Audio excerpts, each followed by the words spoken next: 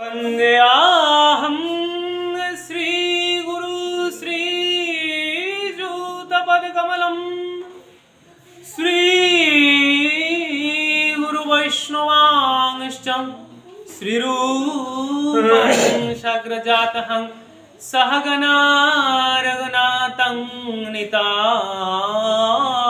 सजीवम् स्वाद्वैतं सबुधूतं परिजनसहितं श्रीकृष्ण चैतन्यदेवं श्रीराधाकृष्णपादं सहगणललिता विशाखान्वितांश्च नारायणं नमस्कृत्य नरं चैव नरोत्तमं देवीं सरस्वतीभ्यां ततो जयमुदीरयेत्। नमो यज्ञानमतिमिरन्धस्व ज्ञानजानशलाकया चक्षुरुन्मीलितं येन तस्मै श्रीगुरवे नमः। नमो ध्यानमूलं गुरुमूर्ति पूजामूलं गुरुपद मन्त्रमूलं गुरुवाक्यं मोक्षमूलं श्रीगुरुकृपः। नमो कृष्णाय वासुदेवाय हरये परमात्मने प्रणतक्लेशनाशाय गोविन्दाय नमो नमः। नमो हे कृष्ण करुणासिन्धु दीनबन्धु जगत्पथे गोपेश गोपिकान्त राधाकान्त नमस्तुते। नमो तप्त कांचन गौरांगी राधे वृंदावनेश्वरी वृषभानुसुते देवी प्रणनामि हरिप्रिये।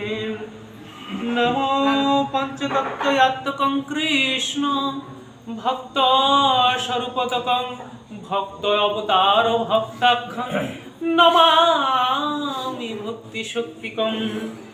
नमो वृन्दाय तुलसीदेवाय प्रियाय केशवस्य च विष्णुभक्तिप्रदे देवी सत्यवै ते नमो नमः।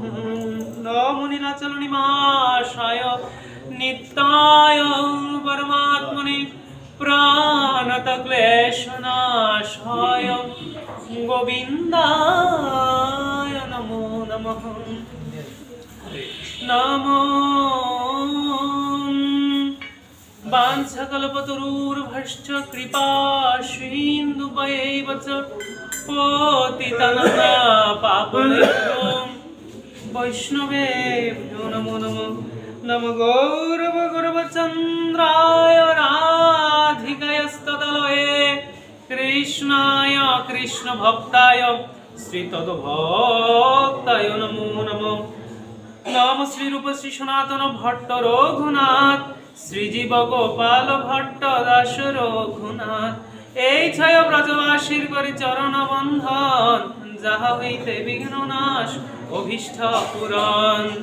বৈষ্ণব গোসাই মোর বৈষ্ণব গোসাই কলি জীব উদ্ধারিতে আর কেহ নাই। বৈষ্ণব গোসাই মোর করুণার সিন্ধু ইহকালের প্রেম দাতা পরকালের বন্ধু। বল শ্রী কৃষ্ণ চৈতন্য প্রভু নিত্যানন্দ শ্রী অদ্বৈত গদাধর শ্রীবাসাদি গৌর ভক্ত বৃন্দ। হরে কৃষ্ণ কৃষ্ণ কৃষ্ণ হরে হরে হরে রাম রাম রাম হরে হরে। হরে কৃষ্ণ কৃষ্ণ কৃষ্ণ হরে হরে হরে রাম রাম রাম হরে হরে। হরে কৃষ্ণ কৃষ্ণ কৃষ্ণ হরে হরে হরে রাম রাম রাম হরে হরে। हरे नाम হরের নামৈব কেবলম কলই নাস্তেব নাস্তেব নাস্তেব গতিরন্যথা। গ্রন্থের মঙ্গলাচরণ করি সমাপন, কৃপা করে সাধু ভক্ত বৃন্দে আমার করো পুরাধ মোচন। জয় জয় শ্রীমদ্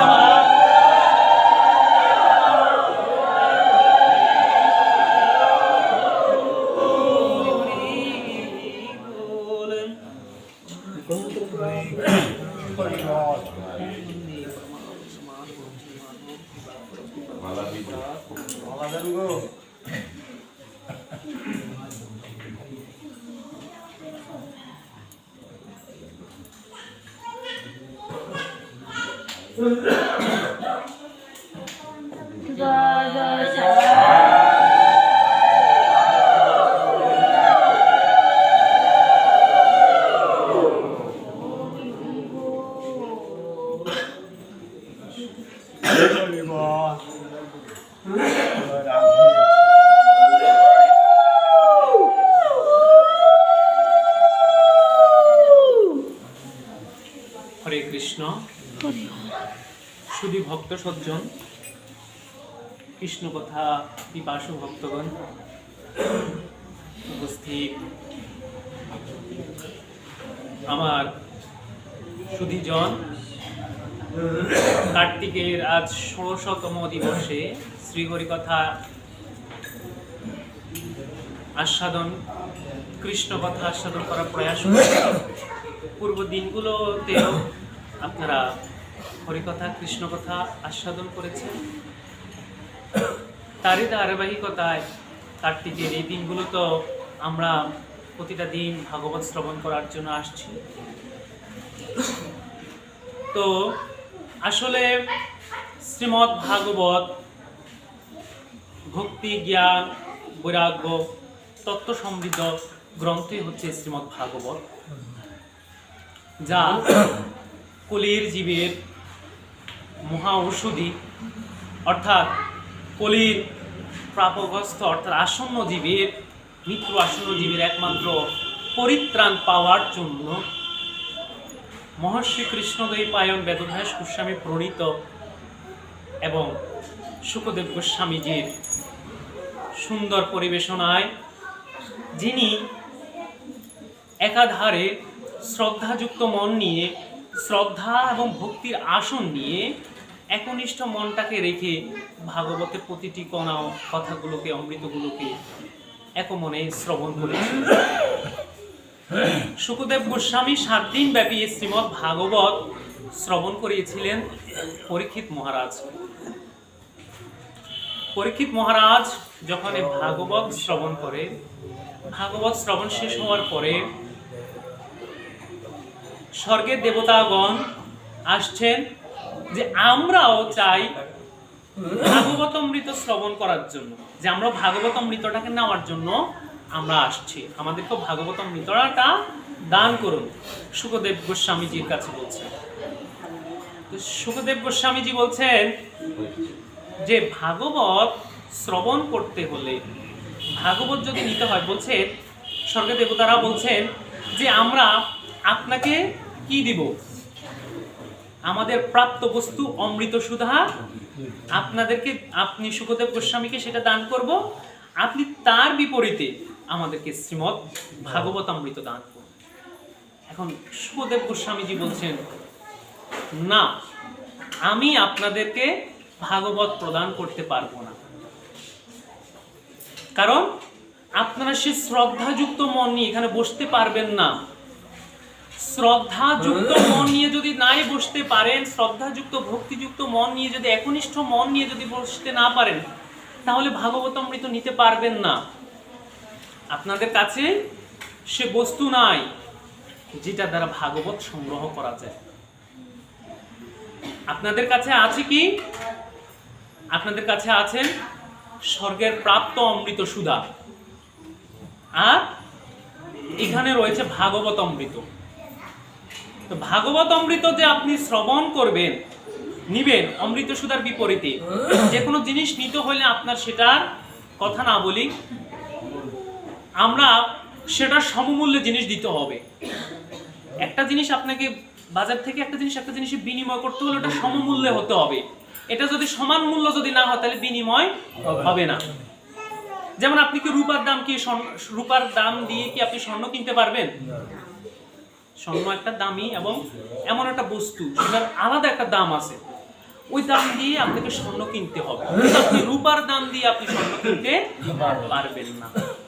তাহলে যে আপনি ভাগবতামৃত নিতে আসছেন, ভাগবতামৃত কথা যে শ্রবণ করতে আসছেন, ভাগবত যে নিতে আসছেন, তাহলে আপনাকে সে সমপরিমাণ বস্তু দান করতে হবে। এখন আপনার অমৃত সুধা কিভাবে উত্থাপন হয়েছে, অমৃত সুধা আপনি কিভাবে সন্তরণ করেছিলেন, মানে সংগ্রহ করেছিলেন, যে সেটা দেবতা এবং অসুরদের সমুদ্র মন্থন করে যুদ্ধের মাধ্যমে আপনারা সেটাকে সংগ্রহ করেছেন। আর ভাগবত অমৃত সংগ্রহ হয়েছে কিসের মাধ্যমে? ভক্তিযুক্তর দ্বারা, ভক্তির দ্বারা কি ভাগবত সংগ্রহ হয়েছে। সুতরাং যেখানে যুদ্ধ হয়েছে, কলহ হয়েছে, সেটার দ্বারা ভাগবত অমৃত বস্তু নেওয়া সম্ভব নয়। তাই আপনাদেরকে যদি ভাগবত নিতে হয়, ওই ভক্তিযুক্ত অর্থাৎ আপনাদের যে স্বর্গের যে ঐশ্বর্য ভাব ত্যাগ করে, ত্যাগের বস্তু, দীনতার বস্তু নিয়ে আসনে যদি উপবিষ্ট হতে পারেন, শ্রদ্ধাযুক্ত মন নিয়ে যদি আসনে উপবিষ্ট হতে পারেন, তবে আপনি ভাগবত অমৃত কথা নিতে পারবেন। তো তখন ব্রহ্মাজি কি করলেন? নির্দেশ দিলেন যে শুকদেব গোস্বামী যখন এই 7 দিন ব্যাপী শ্রীমদ্ ভাগবত শ্রবণ করানোর জন্য, এখন শ্রীমদ্ ভাগবতকে অন্যান্য শাস্ত্র থেকেও কিন্তু অনেক শ্রেষ্ঠ শাস্ত্র, ভাগবত উত্তম সর্বগ্রন্থ শিরোমণির মধ্যে রয়ে গেছে শ্রীমদ্ ভাগবত। অষ্টাদশাদি পুরাণের মধ্যে 18টা পুরাণের মধ্যে সর্বশ্রেষ্ঠ দিয়ে গেছে শ্রীমদ্ ভাগবতকে। তো এখন অন্যান্য শাস্ত্রগুলি যখন একটা দণ্ডের মধ্যে, একটা আমরা দাড়ি পাল্লা মাপি না, দাড়ি পাল্লার অন্যান্য দিকে অন্যান্য পুরাণাদি শাস্ত্রগুলোকে রেখেছেন, আরেক পাশে রেখেছেন কি? শ্রীমদ্ ভাগবতকে। এখন দেখলেন যে যেদিকের অন্যান্য শাস্ত্র পুরাণ আদি গ্রন্থ রেখেছেন, সে পাঁচটা কি হয়ে গেছে? হালকা হয়ে গেছে, উপরের দিকে উঠে গেছে। আর শ্রীমদ্ ভাগবতটা যে পাশে রেখেছেন সেটা একটু ভারী হয়ে নিচের দিকে নেমে গেছে। তাহলে শ্রীমদ্ ভাগবত বলছেন, তখনই বলছেন যে ব্রহ্মাদেব বলছেন যে ভাগবত হচ্ছেন ভার, আর ভার শব্দটা হচ্ছে গুরু ভার, যে সর্বশাস্ত্রের গুরুদেব, এই অষ্টাদশাদি পুরাণ 18টা পুরাণের গুরুই হচ্ছে কি? শ্রীমদ্ ভাগবত। আর অন্যান্য পুরাণ আদি শাস্ত্র হচ্ছে তার শিষ্য, অন্যান্য পুরাণ আদি শাস্ত্র হচ্ছে তার শিষ্য। তাই আমাদেরকেও ভাগবত কথা যখন শ্রবণ করতে হবে, আমরা সবাই এখানে বসেছি পরীক্ষিত মহারাজের আসনে। পরীক্ষিত মহারাজের আসনে যখন উপবিষ্ট হয়েছি, তখন আমাদেরকে বসতে হবে ওই পরীক্ষিত মহারাজের মতো। অন্তত ভগবানের কাছে যখন আসবো, গোবিন্দের কাছে আগে প্রণাম করে নিবেদন করে ভগবানের কাছে বলবো যে আমার কর্মক্ষেত্র, বাড়ি ঘর দুয়ার, গৃহ সংসার সব কার কাছে রেখে আসছি?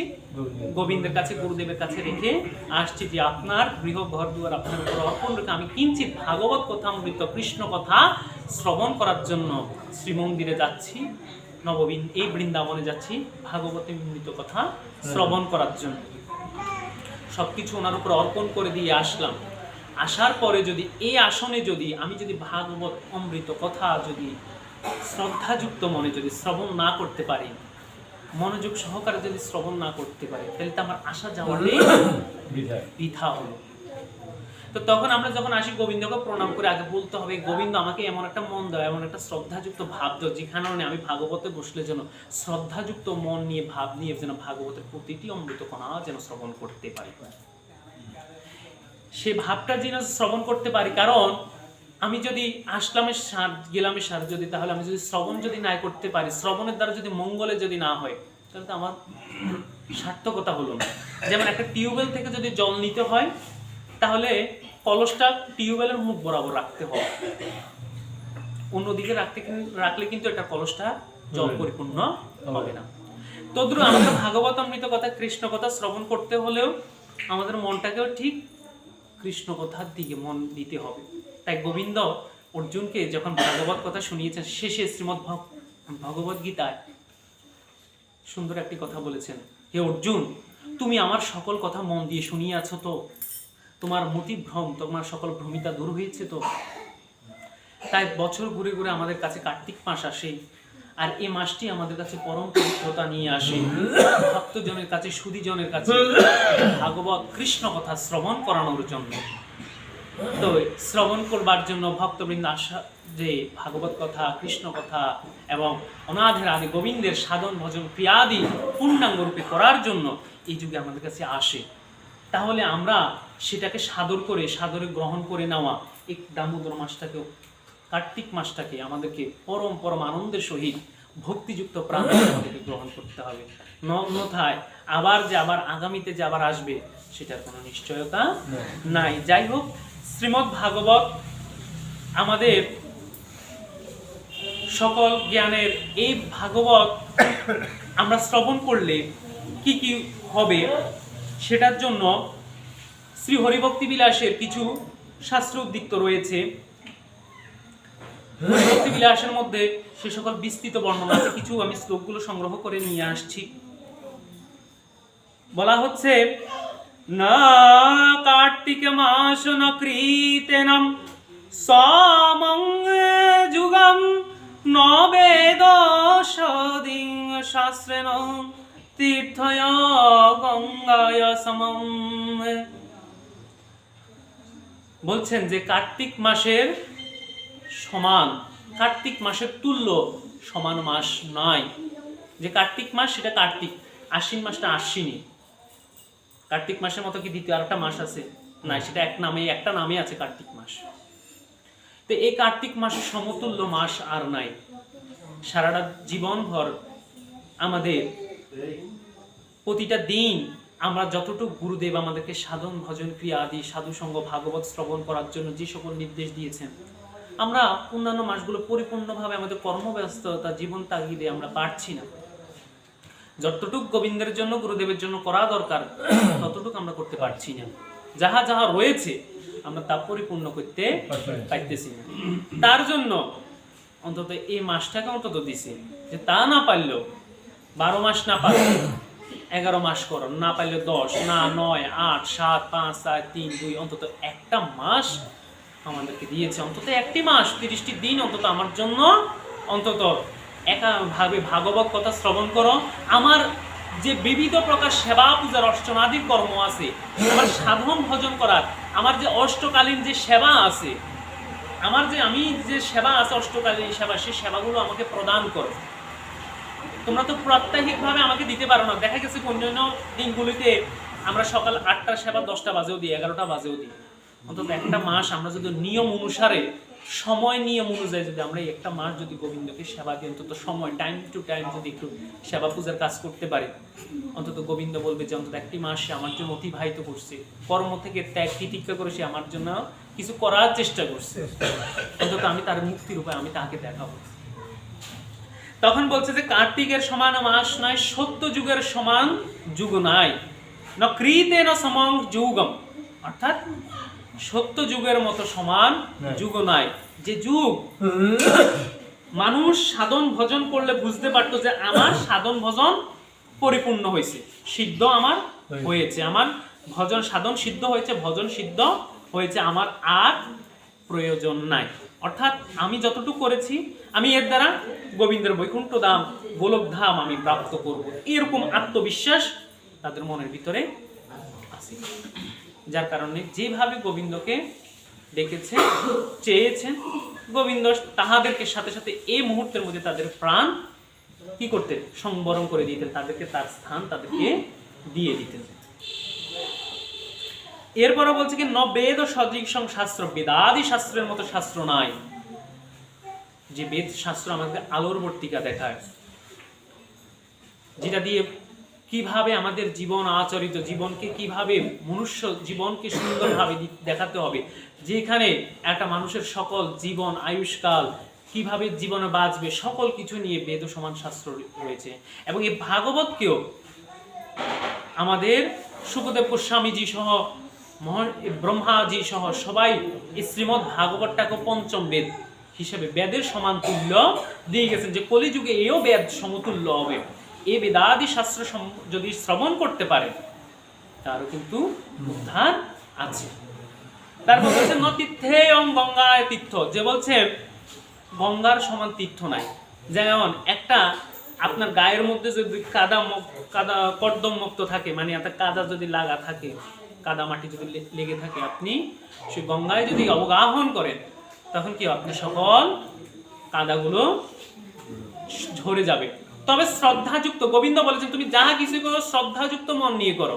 তুমি এ চিন্তা করিও না যে আমি এখন তোমারে বলছি গঙ্গা তীর্থ থেকে স্নান করে আসি, যদি তুমি আরো জনের অনিষ্ট করো, অনেক জনের খারাপ কিছু করো, তবে কিন্তু সেটা সদৃশ্য ফল হবে না। তোমার পরিবর্তন আসতে হবে। যে ধর্মটা যাজন করলে, যে ধর্মটা ভজন করলে, সাধন করলে তোমার হৃদয়ের পরিবর্তন হবে, মনের পরিবর্তন হবে, তবে ওই ধর্মটা, ওই সাধনটা করো, ওই ভজনটা করো যেটা তারা তোমার ভাবের পরিবর্তন হয়েছে না? হয়েছে কিনা দেখেন। আমাদের গুরুদেবের কৃপার কারণে আজকের আমার পূর্বে আরো 10 বছর আগের জীবন জীবিকার এখন এই জীবন জীবিকার পরিবর্তন হয়েছে না? হয়েছে কিনা? আমি ছিলাম কোথায়? কোনো সাধু চিনতাম না, গুরু চিনতাম না, বৈষ্ণব চিনতাম না, হেন কালে বেড়াই বেড়াই থাকতাম।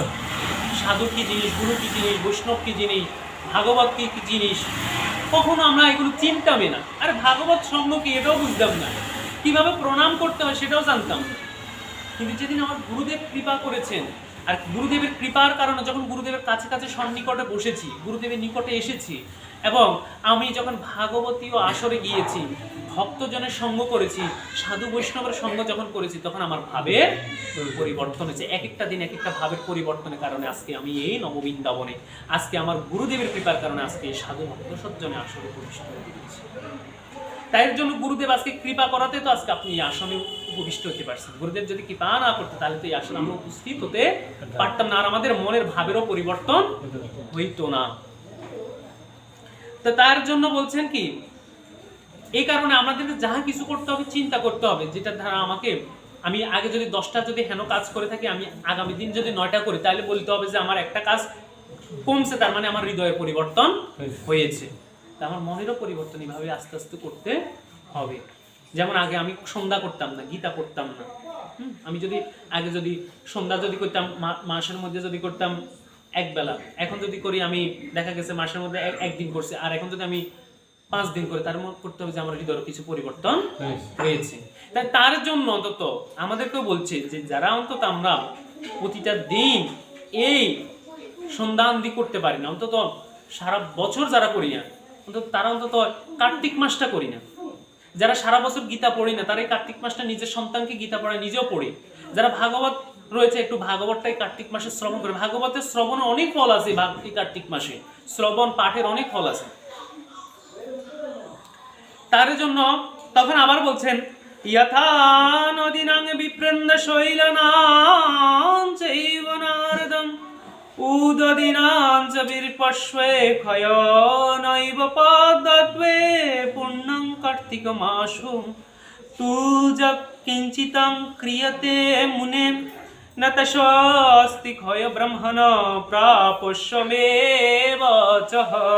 শ্রী হরিভক্তি বিলাসের 16তম বিলাসের 20তম শ্লোকে বলে গেছেন, হে দেবর্ষী নারদ, আমি সত্যি করিয়া বলিতেছি যে এই কার্তিক মাসে শ্রী হরির উদ্দেশ্যে যে সকল পুণ্য কর্ম করা হবে তার একটাও ক্ষয় হবে না, সকল কিছু অক্ষয় হয়ে থাকবে।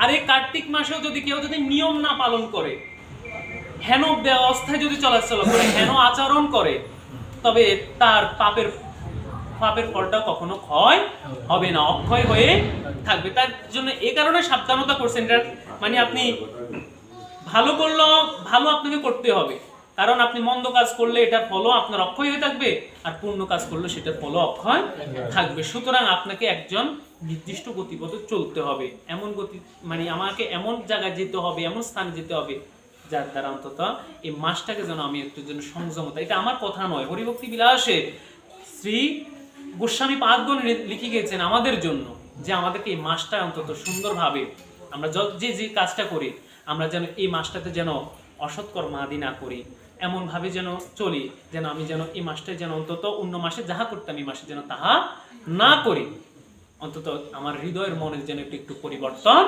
হয়। এই মাসটাকে তার জন্য আমাদেরকে দিয়েছে। পৃথিবীর প্রত্যেকটা মানুষের মধ্যে, ধর্মের মধ্যে একটি মাস দিয়েছেন, আমাদের জন্য এই কার্তিক মাস দিয়েছেন, যে আমরা যেন গোবিন্দের শরণাগত হই, শ্রী গুরুদেবের শরণাগত হই, ভাগবত গ্রন্থাদি শরণাগত হই, সাধুগুরু বৈষ্ণবের শরণাগত হয়ে যেন আমরা যেন এই মাসটাকে যেন সুন্দরভাবে যেন পালন করতে পারে। কারণ 365 দিনের মধ্যে তো কিছুই করছি না, কিছুই জানছি না, কিছু করার মতো করছি না। যেমন অসুস্থতার কারণে ব্যাধিগ্রস্ত করার জন্য হরিসভা যাচ্ছি না, কোনো কিছু করতে পারছি না। অন্তত এই মাসটা যদি আমরা যদি অন্তত একটু যদি করতে পারি, তারপরে আমাদের কিছু না, সারাটা বছরে যাহা পাপ করেছি অন্তত কিছু স্খলন কণা, বলছে এই মাসটাকে যেভাবে করবেন, বলছে নখ পরিমাণ কণা কণা তার পাপরাশি ক্ষয় হবে। অবশ্যই না আমাদের দাহিকা শক্তি রয়েছে, তা না হলে জগাই মাধায় আগের দিন হরিনাম লাগলো বিষতুল্য, সে হরিনাম কাল কেন মিঠা লাগে। এটাই হচ্ছে রুচির পরিবর্তন, ভাবের পরিবর্তন। যদি আপনার হৃদয়ে যদি ভাব ক্রিয়া করে, নামে যদি রুচি আসে, ভাগবত কথায় যদি রুচি আসে, তাহলে আপনার কাছে হরিকথা কৃষ্ণ কথা পরমামৃত মনে হবে, সুধামৃত মনে হবে। দেখেন একই জিহবা, জিহবা কিন্তু একটাই। সে জিহবা দিয়ে আপনি যখন জ্বর হয়, শরীর অসুস্থ হয়, তখন যখন অন্ন গ্রহণ করেন, তখন আপনার কাছে তিতা তিতা ভাব হয়। সে জিহবা যখন আপনি সুস্থ থাকেন, আপনার দেহটা সুস্থ থাকে, মন ভালো থাকে, সে জিহ্বাটা দিয়ে যখন আপনি সকল কিছুই গ্রহণ করেন, টক ঝাল মিষ্টি, পায়েস, টক, অন্ন যাহা গ্রহণ করেন, সব কিছু আপনার কাছে সুস্বাদু, এবং কোনটার স্বাদ কেমন সেটার মিষ্টি স্বাদটা মিষ্টি বুঝতে পারেন, টকের স্বাদটা টক বুঝতে পারেন, ঝালের স্বাদটা ঝাল বুঝতে পারেন। তদ্রূপ এই আমাদের মনটাকেও যদি আমরা এরকম করে তুলি, আমাদের মনটা যদি বিষয়ে ছাড়ি, বিষয় বাসনা থেকে দূরীভূত হয়ে যদি ভাগবত কথা কৃষ্ণ কথা শোনার জন্য মনটাকে যদি সেখানে অর্পণ করে দিই, তাহলে সে মনটাই আমার ভাগবত কথা কৃষ্ণ কথা শুনবে, জানতে চাইবে। নিজের কাছে প্রশ্ন করে দেখুন, গোবিন্দ আপনাকে একটা সুন্দর মানব জীবন দিয়েছে, উপহার দিয়েছে। এই জীবনটাকে কিভাবে আপনি জীবনের সৎকার্যে লাগাবেন? গোবিন্দ আপনাকে একটা সুন্দর একটা উপহার দিয়েছে, সেটা হচ্ছে কি ধন্য মানব জীবন। এই ধন্য মানব জীবন পেয়ে শ্রী গুরু গোবিন্দ নাম ভজিয়া যদি আবার যদি চলে যান, আমার গতি নাই, গতি নাই, পথ নাই, কিছুই নাই, কোনো পথে যেতে পারবো না। তাই সুতরাং প্রাণ থাকিতে দেহ, যখন যতক্ষণ প্রাণ আছে, যতক্ষণ পর্যন্ত দেহের মধ্যে শক্তি আছে, ক্রিয়া আছে, এই যে দেহটা দেখেন, এই দেহটা দিয়ে কিন্তু আপনি যখন জীবিত অবস্থা আছেন, লড়তেন পারেন, চড়তেন পারেন, যাইতেন পারেন, গাড়ি তুলতে পারেন, নামতেন পারেন, খাইতেন পারেন, নাচানাচি করতে পারেন, সব কিছু করতে পারেন। কিন্তু যখন বাবা এই দেহ থেকে যখন প্রাণটা চলে যায়, তখন উঠে বসার মতন শক্তি নাই। কিন্তু 80 কেজি 100 কেজি এলা মানুষইও কিন্তু কষ্ট লইও, দেহ এনলো কিন্তু চলাচল করতে পারে। কিন্তু যখন প্রাণ বায়ুটা যখন বের হয়ে যায় না, তখন আর কোনো ক্রিয়া শক্তি না, আর কোনো কাজ করার মতো কিচ্ছু নাই এই শরীরে। তখন আপনি হাঁটতে পারেন না, আপনারা নিয়ে যাইতে হবে কি 4 জন 5 জনের 7 জনের কাঁধে করে আপনাকে নিয়ে যায়। তাও বেশি দূর আপনারা আলগাইবে না, কত দূর ওই আপনার শেষ ঠিকানা যতটুক, অতটুক পর্যন্ত আপনাকে দিয়ে আসে। সুতরাং আপনাকে চিন্তা করতে হবে, আপনার কথা আপনাকে চিন্তা করতে হবে, আপনার মুক্তির আশ্রয় আপনাকে চিন্তা করতে হবে, আপনার চিন্তা আপনাকে নিয়ে যেতে হবে। আমরা ভাবি আমার মতো ধনী কেউ নাই, আমার মতো রূপবান কেউ নাই, আমার মতন বিদ্বান কেউ নাই, আমার মতো জ্ঞানবান কেউ নাই, আমার মতন মানে আমরা যে যাহা কিছু করি, তখন মনে মনে ভাবি আমি তো সর্বজ্ঞ। না, কে বলছে? আপনার চাইতে আরো বিদ্বান আছেন, আরো জ্ঞানী আছেন, আরো ধনবান আছেন। দেখেন তারা শ্মশানে গিয়ে পড়ে আছে, কত আপনার চাইতে রূপবান আছে, শ্মশানে গিয়ে সে ধূলিসাৎ হয়ে গেছে। এই যে জড়দেহ দেখছেন, এই জড়দেহটা কোনো কিছু নাই। কোনোদিন দেখা যাবে কি যখন প্রাণবায়ু দেহ থেকে চলে যাবে, জড়দেহটার কি সবকিছু ছাই হয়ে যাবে। যার অহংকার করছি, যার জন্য সবকিছু করতেছি, কিছুই না হবে। আসবার পথে দেহটাকে চেয়ে নিয়েছি, গোবিন্দকে বাক্য দিয়ে এসেছি সাধন ভজন করব বলে, কিন্তু আসিয়া ওনার কোনো কিছুই করছি না, ওনার সাথে আমি যাহা বলেছি তাহা আমি করছি না, যার কারণে ওনার সাথে আমার সম্পর্কটা স্বার্থপরের মতন হয়ে গেছে। যাহা যাহা করণের প্রয়োজন তাহা তা আমি করতেছি না। তো তখন দেখেন আমরা যখন যাই মেয়ের বাড়িতে, বিয়ের বাড়িতে, নাতিনের বাড়িতে, বাপের বাড়িতে যাই না, ব্যাকে তো যাইবার সময় কয়দিন থাকবো? 5 দিন থাকবো, 1 সপ্তাহ থাকবো, 3 দিন থাকবো, 2 দিন, 1 মাস থাকবো, তো থাকবো না? এখন থাকার সময় কি করে? শাড়ি লইতে 5 কান, আর যারা আমার পুরুষেরা যাবো ওনার লুঙ্গি ধুতি মানে যা যা পরনের বস্ত্র যা যা আছে সব কিছু গুছাই লিবে, এতদিন থাকুন, ঘুরিয়ে আসুন। এখন আপনি যে ওই কদিনের জন্য ঘুরতে যাবেন, ঘোরার জন্য আপনার ব্যাগের মধ্যে সুন্দর করে সবকিছু সাজাই নিয়েছেন। মহিলারা যারা আছে আমরা দেখা গেছে কি কসমেটিক্সের জিনিস টিনিস সবকিছুও গোছায় লয়, সব কিছু গোছায় নেয়। কিন্তু কখনো কি চিন্তা করছেন এ পৃথিবী থেকে ভবার্ণব থেকে যেদিন যাবেন, সেদিন এই যে পৃথিবী থেকে যাবেন, পৃথিবীতে ঘোরার জন্য না সবসময় ব্যাগ নিয়ে ঘুরছেন। পৃথিবী থেকে যখন যাবেন গোবিন্দের কাছে, তখন আপনি কোন ব্যাগ নিয়ে যাবেন? কোন ব্যাগটা নিয়ে যাবেন গোবিন্দের কাছে যে আমি এই ব্যাগ নিয়ে গেছি, গোবিন্দ তোমার কাছে আমি কয়টা দিন থাকবো, সে থাকার প্রস্তুতি নিয়ে আমি গেছি। তাহলে আমরা এখানে কয়জন সে ব্যাগটাকে আমরা গুছাইতে পারছি? মনে মনে জিজ্ঞেস করুন যে আদৌ কি আমি ভবপারে যাওয়ার জন্য কি ব্যাগটাকে কি এখনো গুছাইতে পারছি কিনা? অন্তরে উপলব্ধি করলে তখন আপনার ভাব জাগবে যে না আমার গুছানি হয় না, তার মানে আমাদের গুছাইতে হবে। আর গুছাইতে হলে কোথায় আসতে হবে? সাধু সঙ্গে আসতে হবে, ভাগবত শ্রবণ করতে হবে, গুরুদেবের যাহা যা বলেছেন সে সকল কর্মাদি করতে হবে। করতে করতে করতে করতে আমার সঞ্চয় হবে, ব্যাগ আমার গুছানি হবে। আর যদি খালি হাতে যাই, গোবিন্দ বলবো তুমি আমার কাছে রিক্ত হস্তে আসতে, আবার রিক্ত হস্তে ফিরে যাও। তোমাকে দিয়েছি আমি সুযোগ, কিন্তু তুমি সুযোগটাকে সৎ ব্যবহারে সৎ কাজে লাগাও নাই। তোমার জন্য ঠিকানা হয়েছে আবার 84-তে যেতে হবে, 84-তে গিয়ে সবকিছু করে আসো, ভোগ করে আবার আসো। গোবিন্দ গীতার মধ্যে বলছেন, হে অর্জুন, আত্মায় আমার অংশ, কিন্তু পরম পদ লাভ না করা পর্যন্ত আত্মা বারবার ঘুরিয়া থাকেন।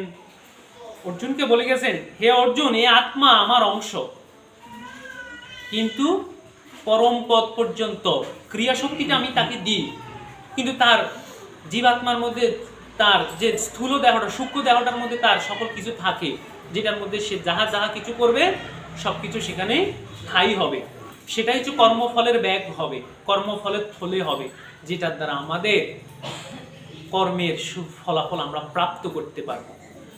তো ততক্ষণ পর্যন্ত আমরা পাবো না যতক্ষণ পর্যন্ত আমরা গুছাইতে পারবো না। দেখেন সুদামাও পর্যন্ত যখন কৃষ্ণের কাছে গেছেন খালি হাতে কিন্তু যায় না, গেছে গোবিন্দকে দর্শন করতে। সুদামা যখন গিয়েছিলেন তখন খালি হাতে গেছেন না, সাথে করে কিন্তু গোবিন্দের জন্য যাহা আছে তার ভান্ডে সে সামর্থ্য নিয়ে কিন্তু গোবিন্দের কাছে নিয়ে গেছেন।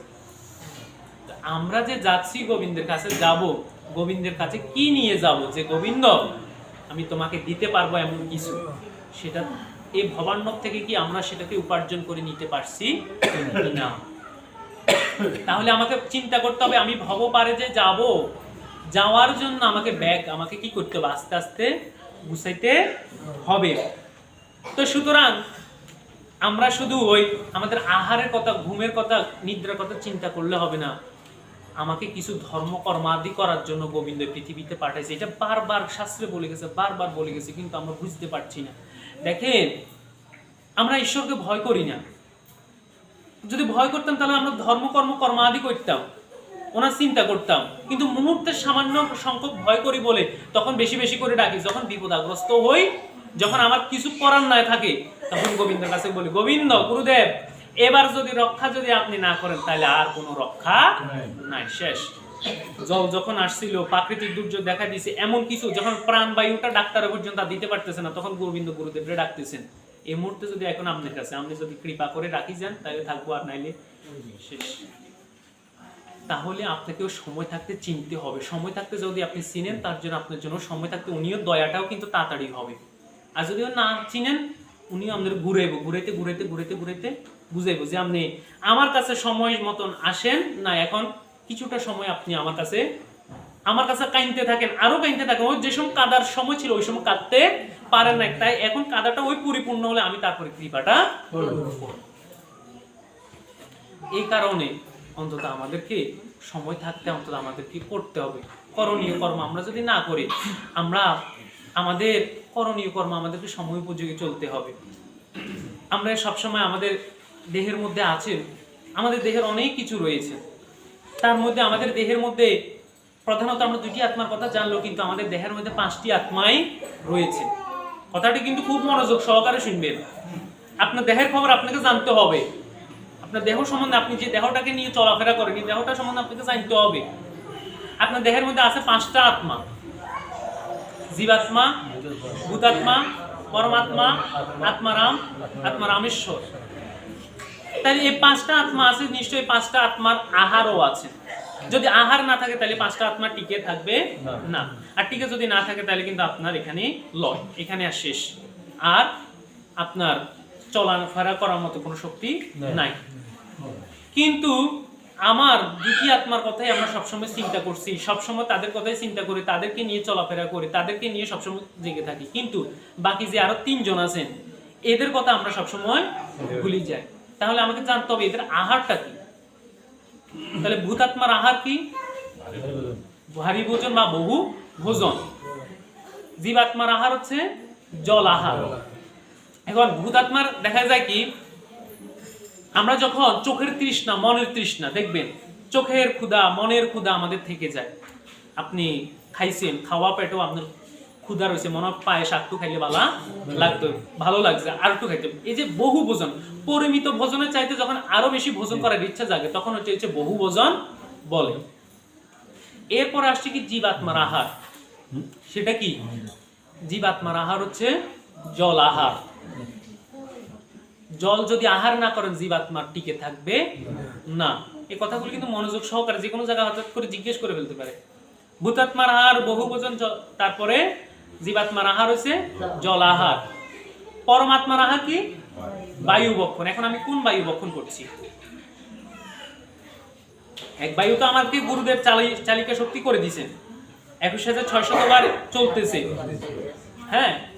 কিন্তু আরেকটা বায়ু আছে, যে বায়ুটা আমি ধরতে পারি না, ছুঁইতে পারি না, স্পর্শ করতে পারি না, কিন্তু আমার হৃদয়ের মধ্যে কিন্তু যাইতেছে। এই বায়ুটা যদি না যায়, বায়ুটা যদি বক্ষণ না করতে পারি, তাহলে কিন্তু আমার পরমাত্মার আহার পরিপূর্ণ হয় না। তাহলে দেখেন কোন প্রসাদটা আমাদের স্পর্শ করা যায় না। আমরা তো চরণামৃত হাতের মধ্যে নিলে বুঝতে পারি। আপনার হাতের মধ্যে একটু কেউ যদি চরণামৃত দেয়, আপনি বুঝতে পারেন এটা আপনার হাতের মধ্যে চরণামৃত আসছে বা নিছেন। প্রসাদ যখন আপনি নিতেন যান তখন এটা স্পর্শ করতে পারেন, ছুঁইতে পারেন, ছুঁয়ে ধরে নিতে পারেন, ফল প্রসাদ, অন্ন প্রসাদ, যাই প্রসাদে। কিন্তু আরেকটা প্রসাদ আছে, এটা তো ছোঁয়া যায় না, কিন্তু এটা কিন্তু আপনার হৃদয় অঙ্গনে প্রবেশ করতেছে, বায়ু রূপে আপনার হৃদয়ে প্রবেশ করতেছে। সেটা আমার হরিনাম আর ভাগবতমৃত কৃষ্ণ কথা প্রসাদে হচ্ছে আমার এই বায়ু। কৃষ্ণ কথা বায়ু আমার হৃদয়ে বক্ষণ হচ্ছে কিসের দ্বারা? কর্ণের দ্বারা আমার শ্রবণ হচ্ছে। কর্ণ দিয়ে সে আহারটা আমার হৃদয়ে বক্ষণ হচ্ছে। আর যদি এই বায়ুটা যদি বক্ষণ না করতে পারেন তাহলে পরমাত্মার আহার হবে না। পরমাত্মার আহার না হলে আপনার ধর্ম কাজ করার প্রতি উৎসাহ উদ্দীপনা আপনার হবে না, ভক্তি হৃদয়ে আসবে না। এবার আসি আত্মারামের আহার। পরমাত্মা গেল, এবার আত্মারাম। আত্মারামের আহার কি? হরিনামামৃত। নামামৃত হচ্ছে আমার আত্মারামের আহার। তাহলে এই আত্মারামের আহার তো আমার সেদিন দিয়েছিলেন, একবার কর্ণমূলে দিয়েছিলেন। একবার নাম নিলে যত পাপ করে, জীবেরও কি সাধ্য আছে তত পাপ করে, সে কর্ণমূলে দিয়ে তো আমার গুরুদেব আমাকে সে নামামৃত দিয়ে দিয়েছেন না? প্রত্যেকের গুরুদেবে তো দিয়েছেন। তারপরে আর শেষ হচ্ছে কি? আত্মা রামেশ্বরমে। আত্মা রামেশ্বরমের হচ্ছে কি? রসয় আস্বাদন। সেটা কোন রস? সেটা আমার চৈতন্য গুরুদেবের চেতনা শক্তি দ্বারা আমাকে হৃদয়ের মধ্যে যে চৈতন্যের রস দিয়েছে সেটাই হচ্ছে রস আস্বাদন। বলো জয় জয় সা।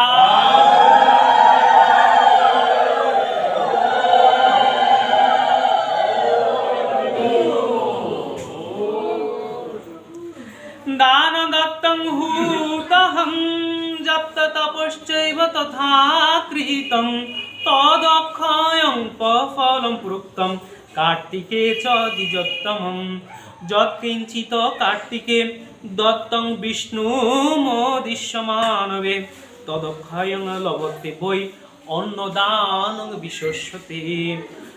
হরিভক্তি বিলাসের 16তম বিলাসের 26-27তম শ্লোকে বর্ণিত করে গেছেন, হে বিপ্ররাজ, কার্তিক মাসে অন্নদান, হোম ও জপ যাহা কিছু করা হয় তাহাই অক্ষয় বলিয়া কথিত হয়। হরির উদ্দেশ্যে কার্তিক মাসে যাহা কিছুই দান করা হয় তার মধ্যে কার্তিক মাসে অন্নদান যে করিবে তার সপ্তকাল ইহলোক এবং পরলোকে তার অন্নের অভাবের দুর্গতি কখনো হবে না। এই কার্তিক মাসে যে দান, যে যাহা দান করে, একটা যে যাহার সামর্থ্য আছে, কেউ একটু গোবিন্দকে দীপ দান করলেন, দীপ দানের অধিক অধিক ফল। গোবিন্দের চরণে 2টা ফুল দান করলেন, 2টা তুলসী পত্র আনি যদি গোবিন্দের চরণে এই মাসে দান করেন, তাহারও অনেক ফল আছে। কোনো বৈষ্ণব সাধুগুরু বৈষ্ণবকে দক্ষিণা দান করলেন, তারও ফল আছে। গোবিন্দের সেবার কাজের জন্য যদি ফল কিনে এনে ফল দান করেন, আপনি এই মাসে ফল দান করলে ফলেরও আপনিও ফল পাবেন।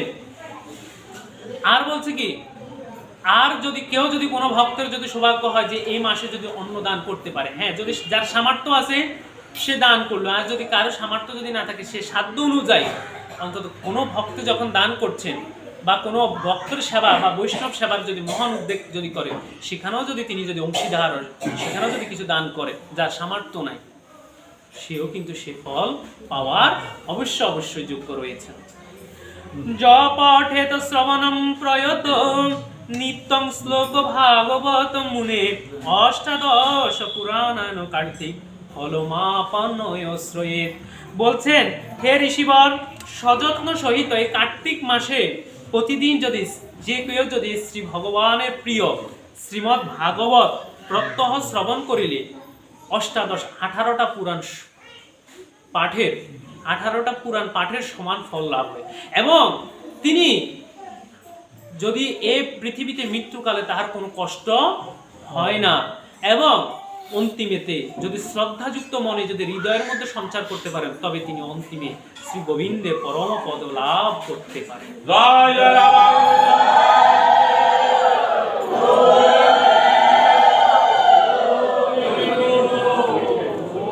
তাহলে কি দেখাইছে? আপনাকে দেখাইছে কি, এই কার্তিক মাসের মধ্যে যদি আপনি যদি ভাগবত পাঠ করেন বা শ্রবণ করেন, সর্বগ্রন্থের মধ্যে বলছে ভাগবত, কেননা এটা মৃত্যু আসন্ন জীবের উপায়ের ওষুধ। পরীক্ষিত মহারাজ বলছেন যে মৃত্যু জীবগ্রস্ত, যে মৃত্যু আসন্ন, মৃত্যুর পথে যাবে, এরকম জীবের একমাত্র কি হতে পারে, যা শ্রবণ করলে সে মৃত্যুর কষ্টটা পাবে না, এবং সে যাহা শ্রবণ করে গেলে গোবিন্দের অন্তত অন্তিমকালে সে তার দর্শন করতে পারে, অন্তিমকালে অন্তত গোবিন্দের কৃপা লাভ করতে পারে। এরকম যদি কৃষ্ণ কথা থাকে, আমাকে সেই বারিধি অমৃত আপনি শ্রবণ করুন। তখন এই বারিধি তিনি শ্রবণ করিয়েছিলেন শুকদেব গোস্বামীজি, যার কারণে এই কার্তিক মাসে অন্যান্য গ্রন্থে হরিভক্তি বিলাস বলছে ভাগবত শ্রবণ করার জন্য। এই মাসে ভাগবত পাঠ করা, ভাগবতের অর্চনা করা, ভাগবতের জল ফুল দান করার কিন্তু অনেক অনেক মহিমা আছে। যারা পাঠ করতে পারেন পাঠ করবেন গৃহে, যারা পাঠ না করতে পারেন শ্রবণ করবেন, যারা শ্রবণ যদি এত চেষ্টা করবেন যে শ্রবণ করার জন্য, অন্তত শ্রবণের দ্বারা মঙ্গলম হবে। বলছি কি, ওই যে ভাগবত অন্তত কৃষ্ণ কথা অমৃত পরীক্ষিত মহারাজের মতো শ্রদ্ধাযুক্ত মন নিয়ে আমাকে এই আসন উপবিষ্ট হয়ে ভাগবত কথা আমাকে শ্রবণ করতে হবে। আসলে আমরা ভাগবত শ্রবণের জন্য আমরা উপস্থিত হই, কিন্তু ওই যথোপযুক্তভাবে ভাগবত আমরা, ওই যে দেবতাদেরকে কেন ভাগবত দেন, একমাত্র তাদের ভিতরে শ্রদ্ধাযুক্ত মন ছিল না। ভাগবত শ্রবণ করার জন্য একনিষ্ঠ শ্রদ্ধাযুক্ত মন থাকতে হবে। আর এটাই হচ্ছে ভাগবতের বিনিময়। যিনি ভাগবত কৃষ্ণ কথা পরিবেশন করবেন, আর ভক্ত তার কাছে একটা কি দিবে, শ্রদ্ধাযুক্ত মন দিবেন, শ্রদ্ধাযুক্ত একটা ভক্তি দিবেন। শ্রদ্ধাযুক্ত ভক্তি মন যদি অর্পণ করেন, আর ভাগবত যিনি পরিবেশন করবেন, তিনি কি করবেন, অমৃত বারিধি তাদের কাছে পরিবেশনা করবেন। যেমন আপনি যখন প্রসাদ নিতে বসেন, তখন একটা সুন্দরভাবে থাল মার্জিত করে আপনি বসেন থালটা নেওয়ার জন্য, থালে প্রসাদ নেওয়ার জন্য, সে প্রসাদ পাওয়ার জন্য আকাঙ্ক্ষা নেই বসেন। এখন আপনাকে সেদিকে আপনার মনও রাখতে হবে, তখনই আপনি, এবং সেই মন প্রাণ নিয়ে যখন প্রসাদটা গ্রহণ করবেন, তখন আপনার হৃদয়ের মধ্যেও প্রসাদটা পরম অমৃত প্রসাদ মনে হবে। আর যদি আপনি যদি ওই মনটা যদি না থাকে, তাহলে ওই কৃষ্ণ কথা শুধু অমৃত লাগবে না। কার্তিকাং সকল মাসন প্রাত স্নায়ী জিতেন্দ্রিয় জপেন হবিষভগন্ত সর্বপাপে প্রমুচ্যতে। হরিভক্তি বিলাসে 16তম বিলাসে বলছেন যে সমগ্র মাসের মধ্যে কার্তিকে মাসে যিনি প্রাত স্নান করেন গোবিন্দকে, অন্তত যাদের সম্ভব কার্তিক মাসে প্রাত স্নান করা, অন্তত ভোরবেলা উঠে একটু স্নান করে গোবিন্দকে অন্তত যতদূর পারেন মঙ্গল আরতি দিয়ে সেবা অর্চনা দেওয়ার চেষ্টা করবেন।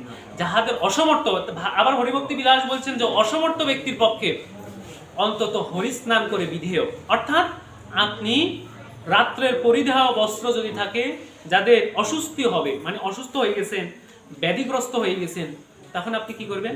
এই রাত্রি পরিধেয় বস্ত্র পরিত্যাগ করিয়া শুদ্ধ নতুন বস্ত্র পরিধান করে অন্তত জল তুলসী দ্বারা গুরুদেব আপনাকে যে সূচি বাচনের মন্ত্র দিয়েছেন সেটা যদি সম্ভব হয়, মন্ত্র যদি জানা থাকে মন্ত্র বলবেন, আর নাহলে হরিনাম পূর্বক মন্ত্র গাত্রোত্থান করে হস্ত মুখ মানে হাত মুখে ভালোভাবে প্রক্ষালন করে ধুয়ে অন্তত গোবিন্দকে এই মাসে অন্তত দীপদান করার জন্য, মঙ্গল আরতি দেওয়ার জন্য বলছি, অন্তত এই দীপদান দেওয়ার সকাল সন্ধ্যা 2 বেলা অন্তত গোবিন্দরে আরতি দেওয়ার অন্তত দেওয়ার জন্য প্রয়োজন। যদি তাও না হয় অন্তত সকালবেলা ভোরবেলা উঠিয়ে দিবেন, অন্তত গোবিন্দকে প্রতিদিন একটা একটা করে দীপ গোবিন্দকে দিবেন। দীপ দান করার অর্থ কি? গোবিন্দের কাছে কি আলো কম আছে নাকি? যিনি জগৎকে আলোকিত করে রেখেছেন তার কাছে কি আলো কম আছে? না, ওনার কাছে সকল আলো আছে। বলে আমি আলো দিতেছি যেন আমার গোবিন্দকে আলো দান করছি, যেন গোবিন্দ তুমি আমারই আলোক দাও, যেন আমার জ্ঞান ভক্তির হৃদয় প্রদীপখানি প্রজ্বলিত করে দাও, আমার জ্ঞানের প্রদীপটাকে ভক্তির হৃদয়টাকে প্রজ্বলিত করে দাও, যেন আমি যেন সাধুগুরু বৈষ্ণবের মাঝে ভক্ত সঙ্গে যেন আরো একটু যেন যেতে পারি। ভাগবত আর পৃথিবীতে যে কটা দিন থাকে সে কটা দিন যেন ভক্তিযুক্ত মন নিয়ে যেন ভাগবত অমৃত কথা যেন শ্রবণ করতে, আমার ভক্তিকে তুমি উন্নতি করো, ভক্তিকে সমৃদ্ধ করো, ভক্তিকে আলোকিত করো।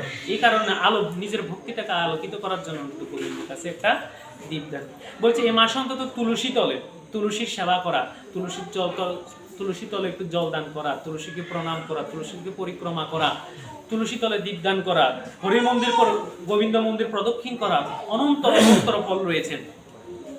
বলছে কি এই মাসে অন্তত এই কাজগুলো করলে, অন্তত একটু গোবিন্দরের দীপদান করলে, গুরু প্রদত্ত নাম জপ, গীতা গ্রন্থাদি শাস্ত্র গ্রন্থাদি যদি পাঠ করে, তাহলে ভক্তের অন্তত ভক্তি সম্ভার অন্তত উন্নতি হয় এবং গোবিন্দ তাকে পরমানন্দে দামোদর মাসে তার ভক্তির বন্ধনে আবদ্ধ হয়ে যায়। এই কারণে অন্তত আমাদের উচিত এই মাসে অন্তত যাহা যাহা একটু করার, এই সকল বিধিপূর্বক, যেমন সারাটা বছর আমরা মঙ্গল আরতি দিতে পারি, অন্যান্য সময়ও দিতে পারি না, অন্তত এই মাসে আমরা একটু যদি চেষ্টা করি যে পরিমিত পরিমাণে ভোজন করে, পরিমিত পরিমাণে আহার করে, নিদ্রা করে, অন্তত গোবিন্দরা যেন একটু সময়, গুরুদেবকে একটু সময় দিতে পারে, গুরু বাক্যগুলো যেন এই মাসে আমরা পালন করতে পারি, সেটাই হচ্ছে মাত্র প্রচেষ্টা। জয় জয় শ্রীমৎ ভাগবত।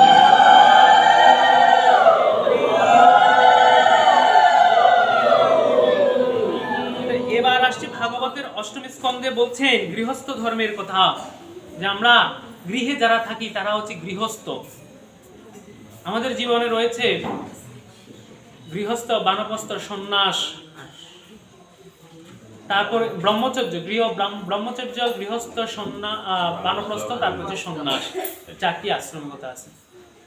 এখন ব্রহ্মচর্য সময়টা যদিও কালের বিবর্তনে এখন আমরা ব্রহ্মচর্য হয়তো গৃহস্থ ধর্মের পরে যে আমরা ব্রহ্মচর্যটা করি, আগের দিনে মুনি ঋষিদেরকে তো দেখা গেছে কি গুরুর আশ্রমে প্রথমে যেমন গোবিন্দকে কি করছেন, তার নন্দ মহারাজ শান্তিপুরী মুনি আশ্রমে ব্রহ্মচর্য সময় পাঠিয়ে দিয়েছেন।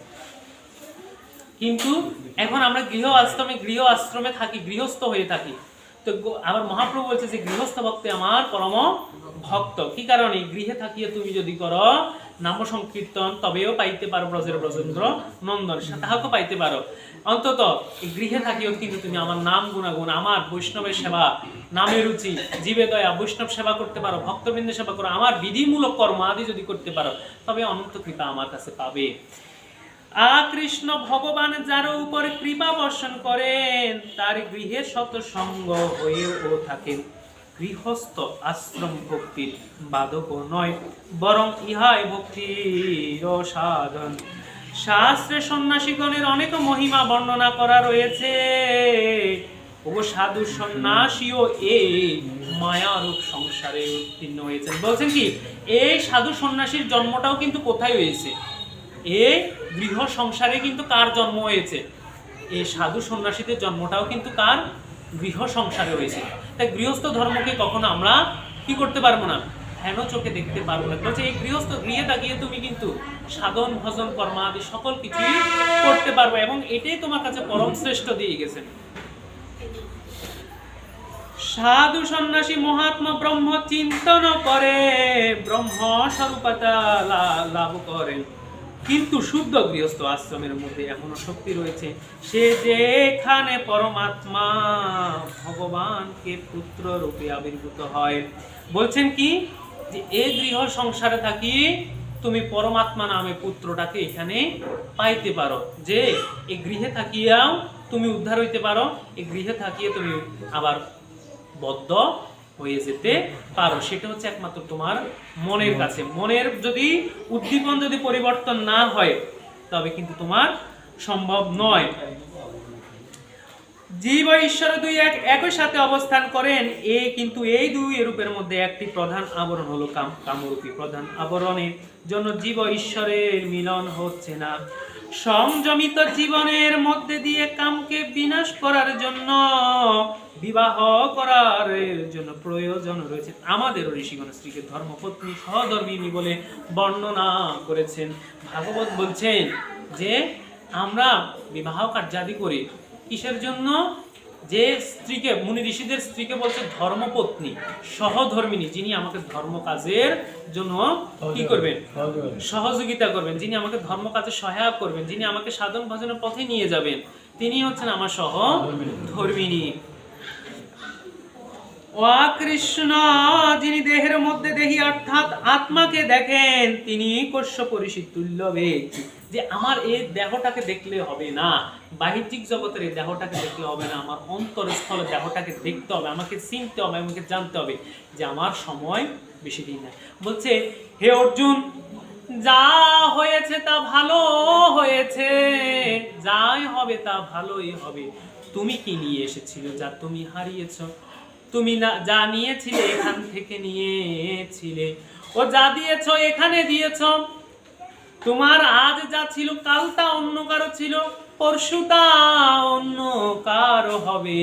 পরিবর্তন সংসারের নিয়ম। বলছে আজ যা হয়েছে ভালো হয়েছে। তুমি কি তোমার বিধির লিখন খণ্ডাইতে পারবে? কখনো না। যা হয়েছে ভালো হয়েছে, যা হবে তা ভালো হবে। তুমি কি নিয়ে আসছিলে ভবার্ণবে, যা তুমি এখন হারাইতেছো, মনে করতেছো আমার থেকে চলে গেছে, হারাই গেছে। তুমি যা নিয়েছো এখানে নিয়েছো, যা দিয়েছো এখানে দিয়েছো। আমরা ভাবি যখন আমরা এই পৃথিবী থেকে যখন চলে যাব, আমি সাধু সেবা করলাম না, ভাগবত শ্রবণ করলাম না, ভাবছি কি যে আজ নয় কাল করব, কাল কেন পরশু করব, এভাবে এক একটি দিনকে আমি কি করছি? পিছনে পিছনে রাখছি। কিন্তু আদৌ আমি কিন্তু নিজে পিছিয়ে যাচ্ছি। আমি যেমন এই যে এখানে বৈষ্ণব সেবা করেন, ভক্ত সেবা করেন, নাম গুণাগুণ করেন, কৃষ্ণ নাম করেন, এই ভবার্ণবে থাকি আপনাকে করতে হবে। এখান থেকে যখন চলে যাবেন সেখানে গিয়ে করার কোনো আর সুযোগ নাই। এখানে আপনারা দিছে, আপনি যতদিন আছেন এখানে বসে বসে তাহা কিছু করার জন্য।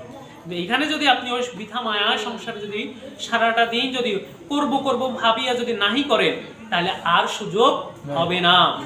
তো সুতরাং সময় খুব আমাদের ধীরে ধীরে চলে যাচ্ছে। আমাদেরকে এক একটি দিন চলে যাওয়া, এক একটি বয়স চলে যাওয়া মানে কি আমরা এক একটা দিন ওনার কাছে চলে যাচ্ছি, মৃত্যুর পথের দিকে এক পা এক পা করে যাচ্ছি। তাই যাহা কিছু পাইছি এখানে পাইছি। গোবিন্দ মাতৃগর্ভ থেকে আসার পর থেকে আমরা কেউ কিছু নিয়ে আসতে পারছি? যাহা পাইছি এখানে পাইছি। গোবিন্দ আমার যা দিয়েছেন এখানে দিয়েছেন, আর যা দিব এখানে দিব। ধর্মস্থানে দেন, মন্দিরে দেন, ভক্তের সেবায় দেন, সাধু কার্যে দেন, দান করেন, যাহা কিছুই করেন, মহোৎসবের কাজে দেন, সব কাজে দিতে হলে এখানে দিবেন। বলে আমি ভবার্ণব ছেড়ে যখন চলে যাবো, বলে হেন চাইলে আমি মহোৎসবের কাজে দিতে পারো, ওইবনি দেওয়ানের সুযোগ থাকবে না। বলে যা উপার্জন করে গেছি এখানে রেখে দিয়েছি, যা আছে সবকিছু এখানেই নিয়ে যাবো, রিক্ত হস্ত শূন্য হাতে নিয়ে যাবো। শুধু পাড়ের সম্বল হবে একটু প্রসাদ চরণামৃত, ভাগবত কথা, কৃষ্ণ কথা। ওই যে আমরা বলছি ধর্মস্থলে ধর্মের জায়গা, ধর্মরাজ্যের যদি আমি টিকিট কাটতে পারি, ধর্মরাজ্যের জন্য যদি আমি ব্যাগ গুছাইতে পারি, সে ব্যাগে করে আমি শুধু এইটুকু নিতে পারবো, আর নেওয়ার মতো কিছুই থাকবে না। তাই আমাদেরকে সুযোগ দিতেছে, আমাদেরকে সময় দিছে যে করো, আসো, বারবার বলতেছেন, কিন্তু আমরা বুঝি না ওনার মহিমা। তাই এই যে দেখেন, আমার আজ যা ছিল কাল তা অন্য কারো ছিল, পরশু তা অন্য কারো হবে। আজকে যে টাকা পয়সা ধন সম্পদের আপনি যে মালিক, সেটা কার ছিল? অন্য কারো ছিল। অন্য কারো মানে কার? এই জড় জগতে না আমার পিতা মাতা, যাদের কারণে আমি পৃথিবী দেখেছি অবশ্যই। কিন্তু আমার দেখা গেছে কি এক দুনিয়ার মধ্যে আমরা কেউ পিতার অভিনয় করে যাচ্ছি, কেউ সন্তানের অভিনয় করে যাচ্ছি। এক একজনে এই পৃথিবী নাট্যমঞ্চে একজনে একটা ভাব নিয়ে আমরা যাচ্ছি, কিন্তু সবাই সবার জন্য চিন্তা করে যাইতে হবে। তখন এই যে আমরা যে পাইছি, এই যে আপনি বলেন টাকা পয়সা ধন দৌলত যা পাইছেন তা আপনার পিতার ছিল, সেটা আজ আপনার, পরশু অন্য কারো হবে, আপনার পরে আপনার অবর্তমান আপনার সন্তানের হয়ে যাবে। যাওয়ার সময় আমরা কিছুই নিতে পারবো না, কিছু রাখতে পারবো না, সব এখানে রেখে যেতে হবে।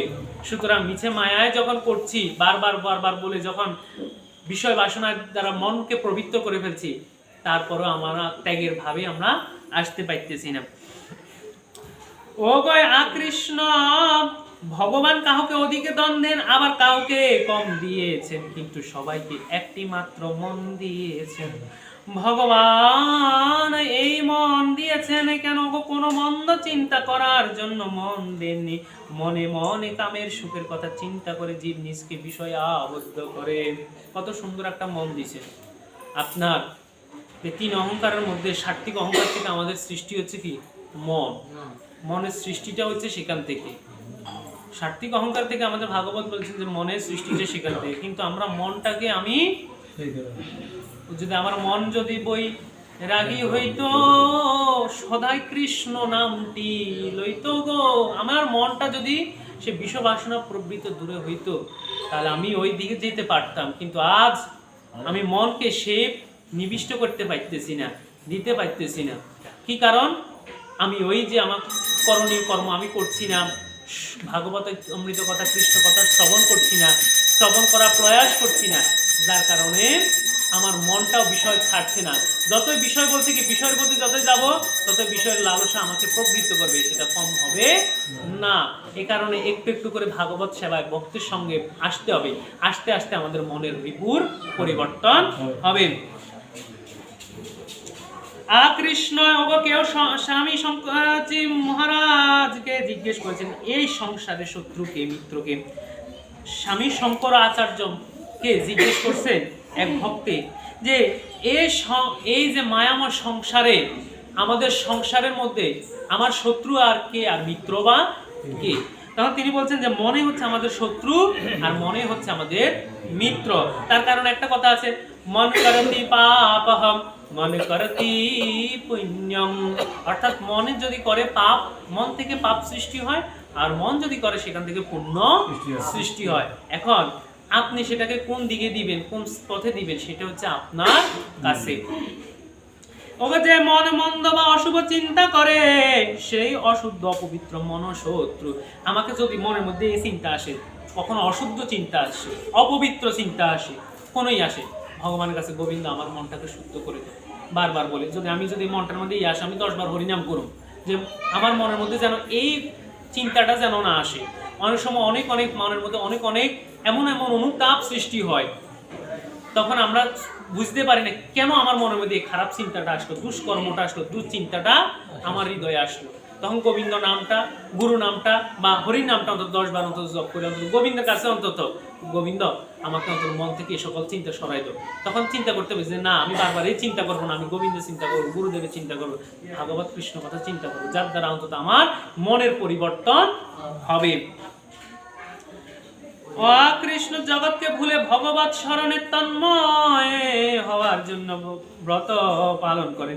ও কাঠের মধ্যে সাধারণ মানুষের মন বিষয় আকার হয়, সাধুদের মন শ্রীকৃষ্ণ আকার হয়ে থাকেন। ভগবান তো স্বয়ং প্রকাশিত আছেন, ও কিন্তু মায়ায় আবরণের জন্য তাই অনুভব হয় না। বলছে কি, যেমন গীতার মধ্যে গোবিন্দ বলে গেছেন যে ধূম যদি না যায়, আগুনের প্রশিকা প্রজ্বলিত হয় না। তদ্রূপ আমাদেরও যদি ওই আমাদের বিষয় বাসনা ছাড়ি যদি ভাগবত সেবায় সাধু সঙ্গে ভক্ত সঙ্গে যদি না আসতে পারি, কৃষ্ণ কথা শোনার জন্য মনটা যদি উৎসাহিত না হয়, মনের মধ্যে উদ্দীপনা যদি না আসে, তাহলে আমার কি হবে? ওই শুধু মনটা শুধু বিষয় বাসনার দ্বারা আমি আস্তে আস্তে হেন কর্মের দ্বারাই পাপবিষ্ট হয়ে যাব। গীতার মধ্যে গোবিন্দ বলছে, হে অর্জুন, তুমি যদি পাপ সিন্ধু পাপাচারী হইয়া পড়ো, তাহলে পাপ সিন্ধু হইতে তুমি উদ্ধার হইতে পারি না। তাই তুমি আমার আমার কৃতকর্মের জন্য আমার সংশ্লিষ্ট হও, আমার শরণাগত হও। আমার শরণাগত হইলে আমি তোমাকে মুক্তি দিতে পারিব। এই কারণে বলছি যে একটু সাধু সঙ্গ, ভক্ত সঙ্গ, ভাগবত শ্রবণ, কৃষ্ণ কথামৃত শোনার জন্য বারবার বলছে। যে আসি আমরা যেন একটু শ্রবণ করতে পারি, শ্রবণের দ্বারা শ্রদ্ধাযুক্ত মন নিয়ে যেন বসতে পারে। গোবিন্দের কাছে যখনই আসবো প্রার্থনা করবো, এই গোবিন্দ একটু যেন আমার মনটা যেন শ্রদ্ধাযুক্ত মন নিয়ে যেন আমি যেন ভাগবত শুনতে পাই, আমার মনটাকে যেন, আমার মন থেকেও চিন্তা করতে হবে আমি যেন ভাগবত যখন শ্রবণ করবো। দেখেন এই যে ভাগবত শ্রবণ করাটা কিন্তু এক ধরনের ধ্যান। কিভাবে? যে আপনার মুনি ঋষিরা যখন ধ্যান করতো তখন তাদের সামনে অপ্সরা আসতো, ইয়ারা আসতো, দেবতারা পাঠায় তাদেরকে মনের পরীক্ষা করতেন যে আদৌ কি সে মনটা কি আমার কাছে দিয়েছে নাকি অপ্সরার কাছে দিয়ে দিয়েছে, তার মনের পরীক্ষা করতো। তো যদি দেখতো যে সাধু বা কোনো ঋষির মনটা যদি ওই পরব্রহ্মের সাথে লয় আছে, তার সামনে যতই নৃত্য করে যত কিছু করে তার মন কিন্তু নাড়াচাড়া হয় না। তদ্রূপ আমার মনটাও যদি ভাগবত কথার প্রতি যদি আমি এভাবে মনটাকে নিবিষ্ট করতে পারি, অন্য পাশে কি হইতেছে না না হইতেছে সেদিকে লক্ষ্য নাই, তবে আমার এই ভাগবতের দ্বারাই উদ্ধার হবে। হরে কৃষ্ণ। তো এভাবে আমাদেরকে অন্তত গোবিন্দ আমাদেরকে দেখাইছে যে, আরো বলেছেন ওবা কাঠের মধ্যে অগ্নি রয়েছেন, কিন্তু সেই অগ্নিকে প্রকাশ করার জন্য সেই কাঠের উপর জ্বলন্ত অগ্নি স্থাপন করতে হবে। যে পরমাত্মা রূপে আমার দেহের মধ্যে গোবিন্দ আছেন, কিন্তু আবার গোবিন্দ সেজে আছেন কোথায়? আমার নবসিংহাসনে। কিসের জন্য? ওই পরমাত্মার সাথে আত্মার লীন হওয়ার জন্য। আর এই যে আমার হৃদয়ের মধ্যে তো সেদিন গোবিন্দ আমাকে নাম শুনিয়ে দিয়েছেন, গুরুদেব আবার ক্রিয়া করে আসে দিয়ে সেই দেহের মধ্যে প্রশিকার প্রজ্বলিত করে দিয়েছেন। দেখেন একটা ম্যাচের কাঠের মধ্যে সেলাই থাকে, বারুদ থাকে, সব কিছু থাকে, কিন্তু সেটাকে জ্বালাই দেওয়ার মতো কেউ নাই। যখন ও ঘর্ষণ করে আগুনের প্রশিকা প্রজ্বলন করে তখন সেটা থেকে আগুন দপ্ত রাখে। তদ্রূপ ভাগবত বলছেন যে কাঠের ভিতরে কি আছে? আগুন আছে, কিন্তু এই আগুনটা নিজে নিজে ধরে উঠতে পারে না। যখন ওই অগ্নিটাকে প্রজ্বলিত করে দেয় তখন ভিতরে আগুনটাকে তাকে ঠান্ডা করে প্রশিকা করে আরো বেশি বেশি করে প্রজ্বলিত করে দেয়। তদ্রূপ এই কারণে গোবিন্দ আমার ভিতরে পরমাত্মা আছে, গোবিন্দ রূপে তিনি আছেন, কিন্তু আবার সেখানে নবসিংহাসনে সেজে আছেন তিনি আমার কাছ থেকে অন্তত গোবিন্দ গুরু গোবিন্দ সেবা গ্রহণ করার জন্য, তার কর্মাদি করার জন্য। যখন আমি ওনার এভাবে কর্ম করবো তখন এই পরমাত্মার সাথে ওই আত্মার যে মিল হবে তখন এই ভক্ত ভগবানের সম্পর্ক হবে। হরে কৃষ্ণ। তো আজকের মতো এখানে শ্রীমদ্ ভাগবত বিশ্রামে রাখছি। আগামী দিবসে আমরা আরো ভাগবতের পরবর্তী স্কন্ধের কথাগুলো আমরা শ্রবণ করবো, পরবর্তী পারিচ্ছেদের কথা শ্রবণ করবো। ইয়ে রেখে আজকে ভাগবত এখানে বিশ্রাম রাখছি। জয় জয় শ্রীমৎ